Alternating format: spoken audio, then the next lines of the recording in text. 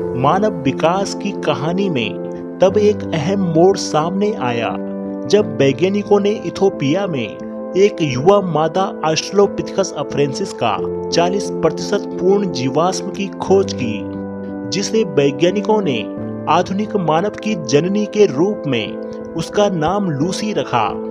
प्राचीन होमिनिड की यह प्रजाति 3 मिलियन साल पहले पूर्वी अफ्रीका में 2 पैरों पर चलती थी। यह कहानी पत्थर के औजार बनने से बहुत पहले की थी। मानव की अनेक प्रजातियों में लूसी और उसके रिश्तेदार छोटे थे। वह अधिक बानर जैसे थे और होमो सेपियंस की तुलना में उनके दिमाग छोटे थे। उन्होंने दिखाया कि मानव जैसे जीव कितने समय से पृथ्वी पर विकसित हो रहे थे और वहां घूम रहे थे। हाल में वैज्ञानिकों ने पाया कि लूसी, जिसके अवशेष इथोपिया के राष्ट्रीय संग्रहालय में विशेष रूप से निर्मित तिजोरी में रखे गए हैं, शायद वह हमारी सोच से कहीं ज्यादा हमारी तरह रही होगी, पैरों पर काफी ज्यादा मांसालता रही होगी। वैज्ञानिकों के अनुसार लूसी एक इंसान की तरह ही सीधे खड़े होकर चलती थी। इससे पहले कई वैज्ञानिक लूसी के 2 पैरों वाले रुख पर असहमत थे। कुछ लोगों का मानना था कि वह शायद अपनी पीठ को झुकाकर चलती होगी, यानी आज के चिंपैंजी की तरह। हालांकि कैम्ब्रिज विश्वविद्यालय में वैज्ञानिकों ने 3.2 मिलियन साल पुराने ऑस्ट्रेलोपिथेकस अफ्रेंसिस के पैर और पूरे शरीर की मांसपेशियों के 3D मॉडल बनाए हैं।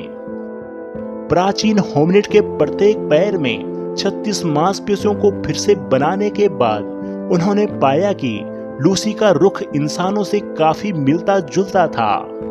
वह न केवल होमो सेपियंस की तरह चल सकती थी, बल्कि वह हमसे काफी ज्यादा मांसाल भी थी।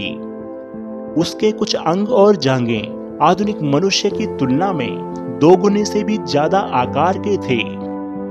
खास तौर पर उसकी जांघें 74% मांसपेशियों से बनी थी, जबकि आज हमारी प्रजाति में वसा और मांसपेशियों के बीच औसतन 50% का विभाजन होता है। हालांकि हमें बहुत आश्चर्यजनक नहीं होना चाहिए, क्योंकि प्राचीन मानव इसी दुनिया में रहते थे। 3 मिलियन साल पहले पूर्वी अफ्रीका में जीवन का प्रबंध करने के लिए लूसी और उसके चचेरे भाई बहनों को जंगली घास के मैदानों में घूमना पड़ता रहा होगा। लूसी की मांसपेशियों से पता चलता है कि वह भी हमारी ही तरह द्विपाद चलने में कुशल थी, जबकि संभवतः वह पेड़ों पर भी सहज थी।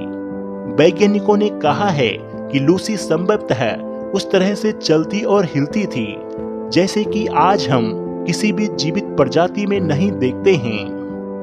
3D मॉडल का इस्तेमाल पहले भी अन्य लुप्त प्रजातियों की मांसपेशियों के पुनर्निर्माण के लिए किया जा चुका है। वास्तव में वैज्ञानिकों का उल्लेख है कि इस पद्धति द्वारा जीवाश्म की खोज ने चौंकाने वाली धीमी गति से चलने की गति का पता लगाने में मदद की है। लेकिन हमारे पूर्वजों की संरचनाओं को फिर से बनाने से हमें पता चलता है कि हम कितनी दूर आ गए हैं और हमारी जीवन शैली में बदलाव के कारण हमने कितनी मांसपेशियां खो दी है। बेशक जीवाश्म रिकॉर्ड में हम सिर्फ हड्डियों को ही देखते हैं, लेकिन मांसपेशियां शरीर को जीवंत बनाती है। वे आपको चलने, दौड़ने, कूदने और यहाँ तक कि नृत्य करने की अनुमति देती है। इसीलिए हम यह समझना चाहते हैं कि हमारे पूर्वज कैसे चलते थे, तो हमें सबसे पहले उनके नरम ऊतकों को पुनर्निर्माण करना होगा। हेलो दोस्तों, अगर आपको यह वीडियो पसंद आई हो तो कृपया हमारे चैनल को सब्सक्राइब जरूर करें व हमारी वीडियो को लाइक व शेयर करें